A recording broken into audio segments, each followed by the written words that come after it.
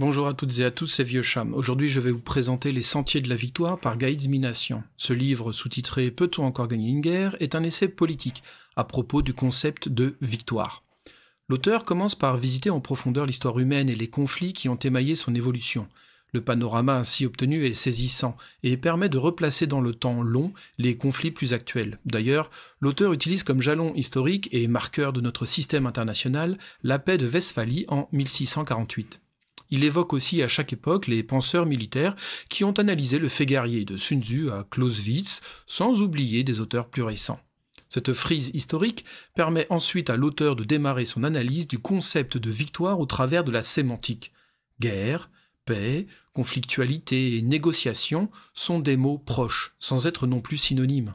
Il démontre comment ces quatre mots se recoupent, se lient, se repoussent et donnent une grille de lecture des conflits plus actuels. Car c'est là que nous mène le livre. Qu'en est-il aujourd'hui? D'ailleurs, le sous-titre « Peut-on encore gagner une guerre ?» est incomplet.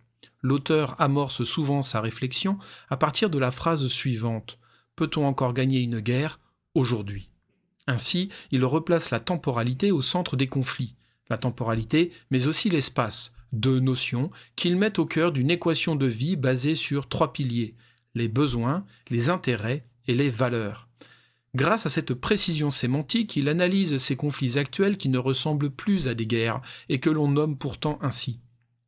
Il permet de décrypter l'apparition et l'apparente permanence des guerres asymétriques ou des formulations creuses comme par exemple la guerre contre le terrorisme n'étant pas un ennemi identifiable ni avec qui l'on peut négocier et conclure la paix.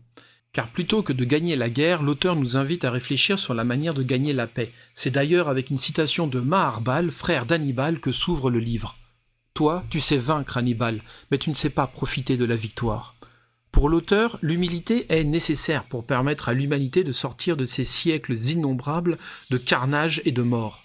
Seule la reconnaissance de l'autre dans son altérité pleine et entière permettra à l'humanité de gagner la paix. Il préconise pour cela l'éducation et la pédagogie.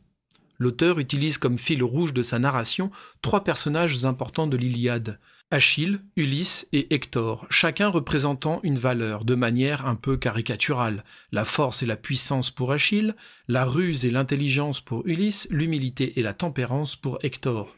C'est là le seul bémol que je trouve à l'ouvrage. Ulysse n'est pas simplement l'incarnation de la ruse, il représente bien plus que cela dans les poèmes d'Homère. Cependant, à la fin de l'ouvrage, l'auteur fait brièvement référence à l'Odyssée et apporte un peu de nuance à son approche du personnage. Car à part cela, la lecture de ce livre est fluide, ce qui était une gageure au vu du sujet abordé, de la profondeur de l'analyse, de l'abondance des citations érudites anciennes et récentes, ainsi que de la taille du livre, qui d'ailleurs appelle à des recherches plus poussées et plus précises sur la notion de victoire dans les conflits actuels. Depuis 2 ans que j'écris ce que je pense de mes lectures, c'est la première fois que j'ai eu beaucoup de mal à décider de l'extrait à choisir tant il y en a qui devraient faire partie de la formation des dirigeants. C'est un livre qui fait réfléchir, qui éclaire les rouages de notre monde, car la guerre est un phénomène humain si ancien et si ancré dans nos civilisations qu'il structure notre pensée et nos choix, tant politiques que personnels. Voici donc l'un des nombreux extraits que j'aurais aimé vous lire. Situé vers la fin du livre, il donne un bon aperçu de certaines conclusions auxquelles parvient l'auteur.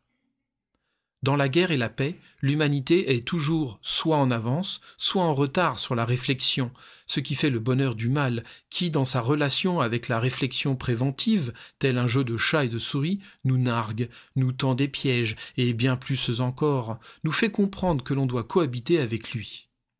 Si bien que le diable fait partie de notre expérience. Le mal est un fait têtu que rien ne saurait racheter, répond l'intellectuel polonais Leszek Kolakowski. Le concept de mal a réintégré le discours. Nous ne savons qu'en faire, ajoute Tony Judt. À force de ne pas pouvoir tirer les leçons du passé, on en a oublié l'essentiel, explique l'historien britannique. L'humanité a tellement envie de tourner le dos au XXe siècle qu'elle fait fausse route. Si étrange que cela puisse paraître, nous avons oublié le sens de la guerre et le sens du mal, alors qu'il est là, toujours présent au XXIe siècle. L'humanité souffre, pense et fait encore la guerre, mais elle ne se l'avoue pas, car elle croit encore que le mal absolu a été terrassé à Berlin en 1945, et ce qui fait office de résidu est banalisé et géré au quotidien. Prendre conscience de l'entêtement du mal à ricaner de notre crédulité, c'est retrouver le vrai sens de la guerre.